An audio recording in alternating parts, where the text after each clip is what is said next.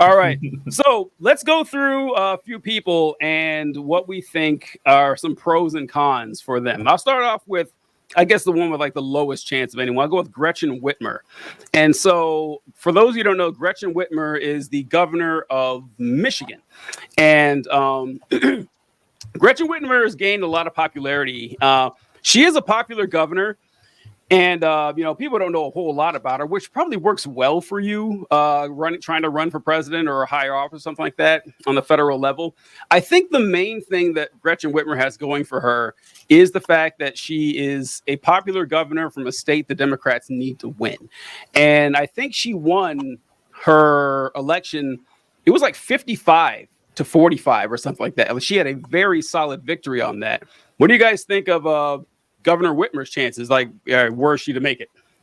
I think that her chances of winning are quite small because I think that she's still pretty, like, only. I barely know her, and I consume a lot of political content. I don't think the average Democrat is going to be too stoked about her.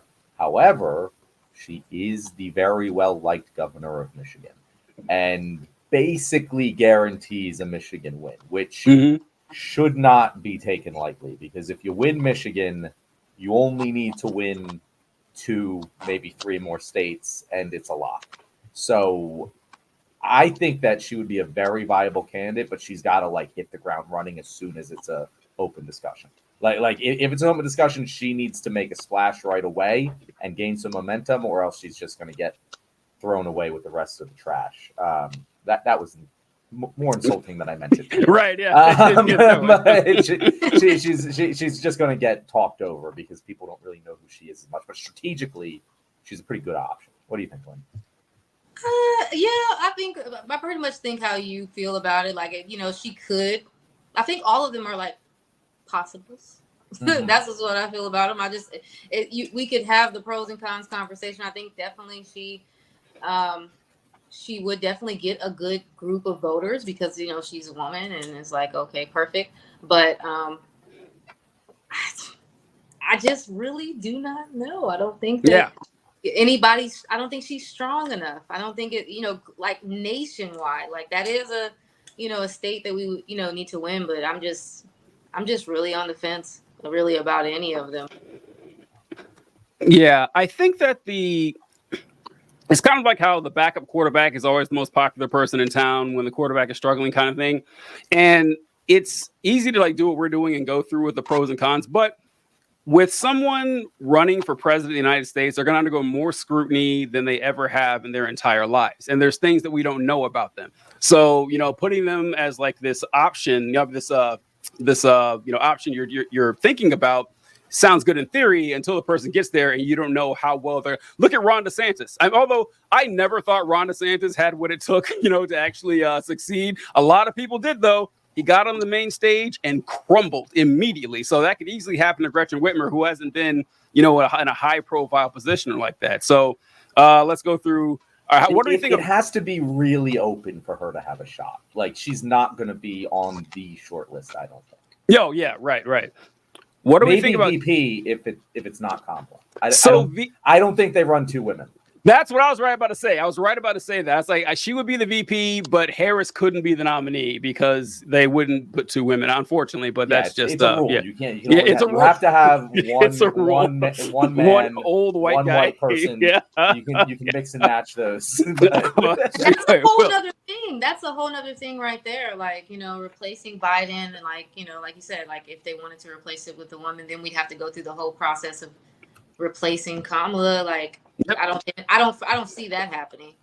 I don't see that. All right, well, let's go to Gavin Newsom. We'll start with Lynn on this one. So I think you might have some better insight to Newsom than the rest of us. But what do you think? I mean, okay, well, with California, I don't think he's gonna run. I don't think he wants to do that. I think that he's the governor of California. His life is fine. Like like one of the most liberal states, like I don't think that that's not something he would look into, but looking into it in this very moment, maybe not, and not being prepared to do so. Oh, okay, I see. I misunderstood you. That he will run. I don't, of course they're considering him, but I don't think that's something he wants to do. Like they would probably have to strong arm him into doing that in this very moment. But as far as Gavin Newsom, you know, he has his pros and cons too. I mean, he's a political guy. Like, I mean, he's a good person to play the part. That's what I think about Gavin Newsom. He's a good person to play the part. As far as like his, you know, California, his state, he does. This is a very, I always say, like, California, New York, these types of states, there's so many political games that are happening. And to be at the head of that, I just know that there's all these complications and things that are just, you know, maybe out of your hands and in your hands. He tries to do certain things, but he falls short of other things, you know. When it comes to like women's rights and things like that, California, we don't have a problem with that. But when it comes to homelessness and that being rampant and how we're going to solve that problem and things like that, we don't really have an answer for that either. So I think that because he's at the head of a state like ours, and if he were to run, I feel like the Republicans would probably like rip him apart, because it would be a lot of things that they could aim for, and I don't think that would be the right choice, in my opinion. I don't know about, what do you think, John? It's funny that you said play the part. Very funny. In my mind, Gavin Newsom, and this is just knee-jerk reaction to seeing a picture of Gavin Newsom. He looks like the asshole politician in a movie. Like, he looks like a movie politician, and usually a bad guy. Like, I look at him and I get bad guy vibes all the way through. His policy, as you mentioned, isn't bad, isn't great. It's fairly just milquetoast neoliberal California Democrat shit. Like, you're not going to be surprised by anything with Gavin Newsom, but he's a hell no for me. Like, I would rather basically anyone else on the list than Gavin. I trust Gavin Newsom about as far as I can throw him in. And that's what I'm saying. He's such a good politician. You don't know if they're on the take. And that's how I kind of think about him. Like, he does a lot of good things, but he just gives off, you know, I don't know vibes. Like, I don't know. I don't know. but I will say he has the opposite problem, Gretchen Whitmer, where name recognition wise, he's probably number one on the list. Of people not named Kamala Harris. He's number one on the list behind her. Probably. I can't imagine any. Maybe Pete. Pete might be more known, but like he's the average American, like Secretary of Transportation. Well, I mean, deal. They do float him out there a lot. Yeah. I think that he's been on like more than news. I would rank him third, but it's a close third. Yeah. John and I spent like 5 minutes yesterday talking about how Gavin Newsom he's always looked this way to me. But he was mayor of San Francisco years ago. I remember that's when I first heard about him. He looked slimy back then too. You guys ever meet a politician in real life? Did this ever happen where you meet and you're like, oh, that doesn't look like a real human being, because they're always like done up for TV and their hair is all weird and the makeup's all off, you know, yes, he looks like that, like more than your regular politician. And it's just, he's always giving me the creeps. And I feel like American politics is slowly descending into just like, it's just reality TV now. And we're gonna need to just get into the mud to win any election. And so one thing I thought that could work in his favor is that he was married to Donald Trump Jr.'s current fiance. I feel like he could use that to just, you know, rub it in his face, which, you know, people, why not, right? Like, why not? Let's just like, let's just devolve into the monsters we all want to be. And what I write down here. Oh yeah. John, a long time ago, Lane, we had a guest on the show who we brought up a conversation about Gavin Newsom vetoing a resolution. Oh, John knows where I'm going. John knows where I'm going. He vetoed a bill that would give unemployment payments to striking workers. And we were arguing that it was a good thing. We had a guest who disagreed. And John started putting forth his argument here. The guest got so pissed off, he cussed out John and quit. Just turned off there right in the middle of the show. Like, this happened a long time ago. You remember that, don't you, John? Oh, of course, I'll never forget that guy. What Sheed? Sheed? I think his name was I don't remember his name. Yeah, but yeah, it was the weirdest thing to hill to die on. He didn't think it was fair. He didn't think it was fair that striking workers could get unemployment payments after a certain number of months or whatever. He thought that was unfair. And John was like, well, in fact, it was me, John, and Corey Bradford. It was the three of us. Yeah. And then we were all like, well, it's kind of reasonable. Guy flipped his lid. He completely lost his shit over it. And yeah, it wasn't just a great disagreement. The guy, I don't know what his deal was, but I just thought about that. I think that is emblematic of the kind of guy you get with Gavin Newsom. He's not going to be pro-labor. He's not fighting from the left. He's holding the center.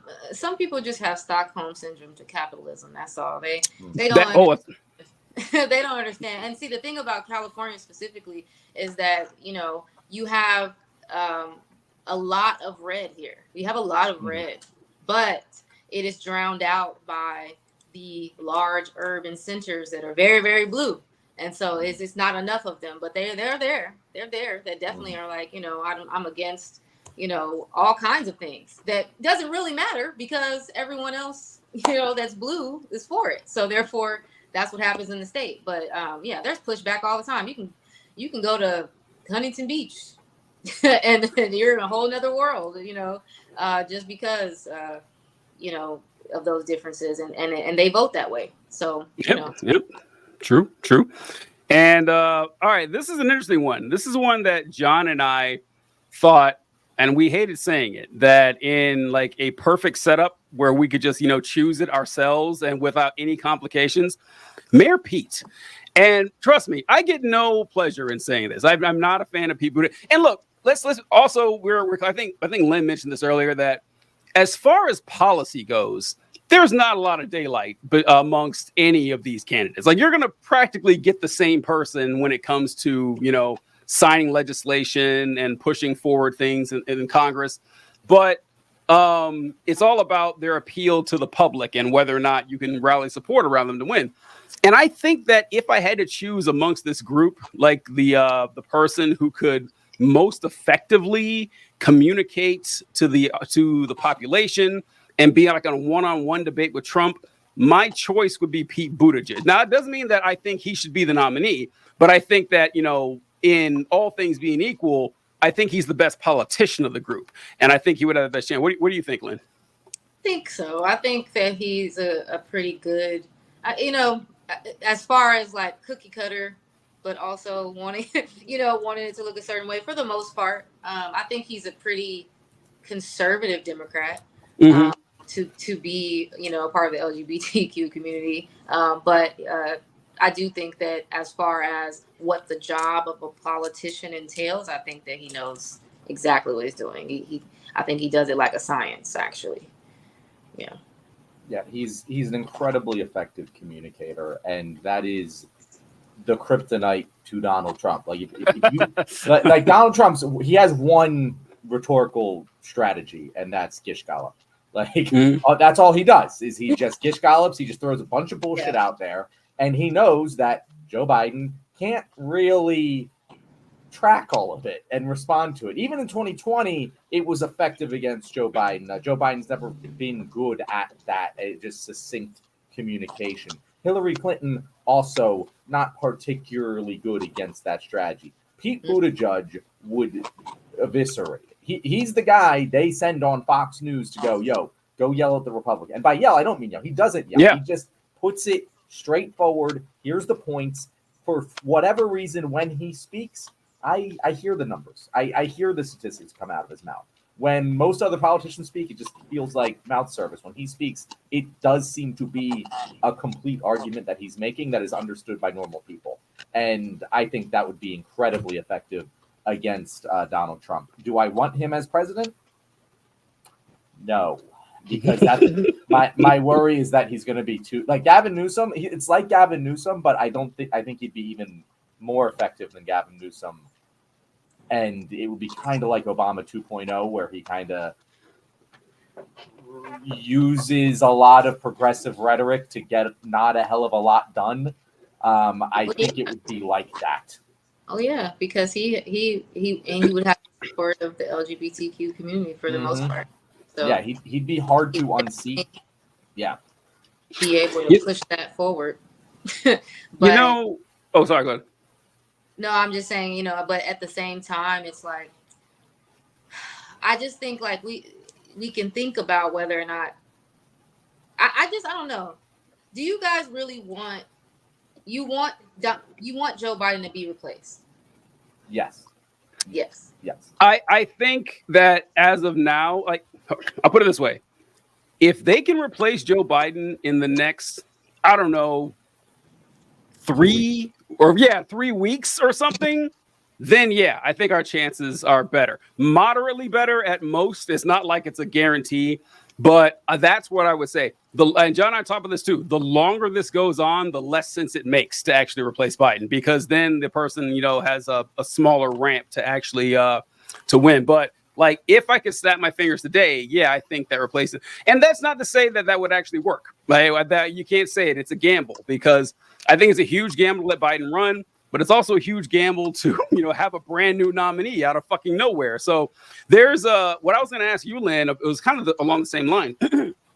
Is that you said in your opening statement that the Democrats aren't really putting forward, hey, here's a vision that we can actually, enact as the leaders of this nation, something that you can take pride in, something that you can stand up for and defend us on. Instead, it's always looking backwards. It's like, well, here's what we've done, and here's, something we stopped. And you said the important line there, and it was, I forgot it. But it was something. I just lost it. But it was like, we're not as bad as them, or something like that. It's like you said. And it got me thinking just now while we're going through this list. And John, we were talking about how there's not a lot of difference. Is there any one person you actually would want to be president now? Like, can you think of someone that you're like, oh yeah, this is someone that I would go door knocking for. This would be awesome. I would want that person. Because I'm having a hard time thinking of anyone. And I think the despondency is kind of just spreading amongst everybody, that even if we win, the win is just staving off something worse. It's not actually a win that we can, take a whole lot of pride in. Yeah, I agree with that. I don't think I can really put my faith in somebody specifically. Of course, I feel like we've been settling since forever. And I think that the way that our democratic process is right now, it doesn't make me feel like you're actually working for the benefit of the people. And so even if I choose a person and say, yeah, that person is, I just feel like we're just replacing the pawn that's at the head, and letting that person be the person that takes the fall or represents whatever it is that's going on in the background. But at the end of the day, I don't think that our country is running like a country who's interested in the betterment of its people. And so I don't know that a person can solve that. A person can be someone who believes in that, but people don't even run on those platforms. If you say that you want, the betterment of your people, you're a progressive, you're, an extreme leftist, you're all these things, just simply because you want people to have basic things that should be very simple, but aren't very simple, because we're operating with money as the most important aspect of everything. But yet we have all the money for anything that comes to mind that, people want to do, that's not taking care of your people. So I don't think that I could even think of a person. Maybe, but that's the whole point of a campaign, right? You're supposed to convince me. You're supposed to make me feel that way. But as of right now, just anybody that could actually. I know. It's so sad. So this tees things up quite nicely for me, because I agree. Like, anyone that we pick, it's not going to be our guy. Mm-hmm. We don't really have an our guy. We don't really have. There is no champion of the progressives at this moment. We're like in between guys. That being said, I want to lay out an argument for hope, because there is a pathway to get an our guy, at least as close as we can possibly imagine. And it's the elephant in the room, who we haven't addressed yet, being Kamala. Now, Kamala is not our guy. We know Kamala is not our guy. However, I'm pretty darn certain that Kamala is significantly to the left of Joe Biden. If you look back at her 2020 campaign, one of the big problems that she had is that she ended up in the middle between Bernie Sanders and Joe Biden and didn't really know where to land. But we know she supported universal health care. We know that she's been consistently less pro-Israel than Biden has been, like every step of the way. She's the one who, like, she was the first one to say the word ceasefire. Like she has been always a step ahead of Biden in that regard. She is definitely, of all the people that we've mentioned, she's probably most likely to move the party left. And if she wins, and I do genuinely believe with the way the economy is headed right now, assuming there's not some like major catastrophe, which there probably will be, but like Biden has done a pretty good job on base macroeconomic policy, and it's revving up, and the next couple of years are going to be really good economically. I would be surprised if they weren't. And whoever inherits that, God forbid it's fucking Trump, is going to have a massive win off of it. And it's going to be I think whoever is the president in 2024 is going to win the presidency in 2028 too. And I think if we have, what is that? 12 years, math, 12 years of Democrats in power, and you have positive economic growth over that entire time, that sets the table to get more progressive, because people can go, what we've had is Republican crashes everything, Democrat builds it up, and then boom, Republican gets in power, crashes everything, Democrat builds it up. If we can have consistent growth from Democrat policies, you can move the populace left, can shift the Overton window. And if you look 12 years from now, who's going to be in prime age to win the presidency? One representative from New York, AOC. Oh, AOC. Oh, okay. She'll be in prime time for that. Yeah. And I do see a path where all of that makes sense. Kamala makes her secretary of whatever. She won't be the VP, as we said. That's 2 minorities and 2 women. Can't have that. No way that the DNC there would be a civil war. There would be the Republicans would lose their shit. It sets it up. Like the pathway is there. There is a pathway to getting there. It sucks that it's not for another 12 years, but it could happen. But through Kamala, though. It's probably through Kamala. I think that's going to be Kamala anyway. I think that there's going to be small amounts of I don't think they're going to let it be open. I think they're going to say, if Biden drops out, he's going to say it's Kamala. I think anything else, honestly, just if we're talking about politics, anything else would be kind of a little insulting. Insulting to her, because she is the vice president. Yep. So I do think that if they're going to do it, it's going to be Kamala. Yeah. Can she win? I don't know. I think that she has just as good a shot as everyone else. Other than, like I said, Buttigieg have a better shot, but I think her chances are just as good, if not better, than everyone else. And yeah, we kind of agree on the same thing. There's a lot of speculation on everyone else, but Harris is the only one that makes sense. It's the only one that makes sense because, once again, this is literally why she's here. Like you're going to say that you chose me for this very scenario, and you're not going to have me go forward. And it also makes it easier to transfer the campaign funds. Their name's already on the ticket, and the name recognition is there. And like Mark, I saw he asked a little while ago, what would y'all recommend for a mini campaign to determine the candidate, town halls, debates? I mean, optimally, yeah.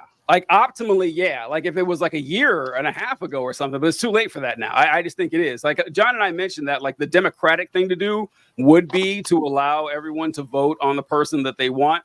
But with this nightmare emergency scenario that I don't think has ever happened before. I have a hard time thinking, certainly not in our lifetimes, but I can't think of like a presidential election where the presumptive nominee has been like, and it's not just like, podcasters and TikTok creators who are saying, oh my God, this is like senators and congressmen and fucking donors. Like the lady, like the guy who owns Disney, I think it was his daughter or something, owns she's like, we're pulling our millions of dollars.